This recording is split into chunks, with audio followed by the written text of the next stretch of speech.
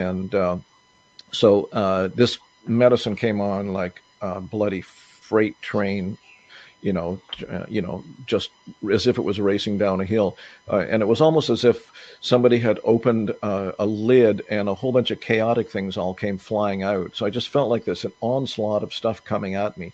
And it was terrifying. It was really, ultimately, and this is a central thing with psychedelics, of course, is it was really about, you know, being hit really hard with the invocation to die, ego-wise, right?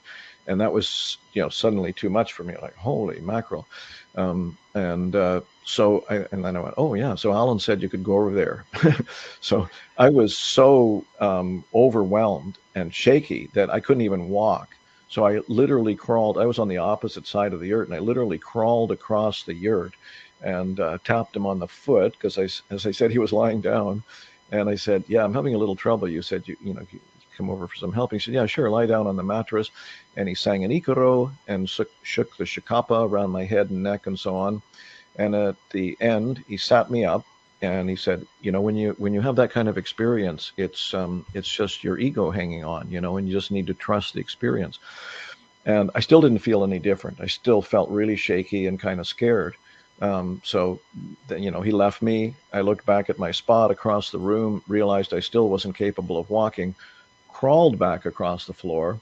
I got about 6 feet away from my mattress, and in totally suddenly, like in no time or in a nanosecond, I got taken over by a large cat, like a jaguar or something like that. It just entered my body. It became me, or I became it, or something like that.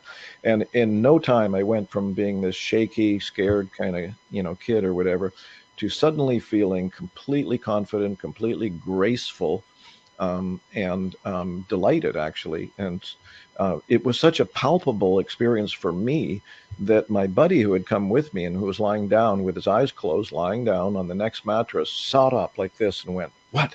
Because he thought it was a black big cat coming toward him, right?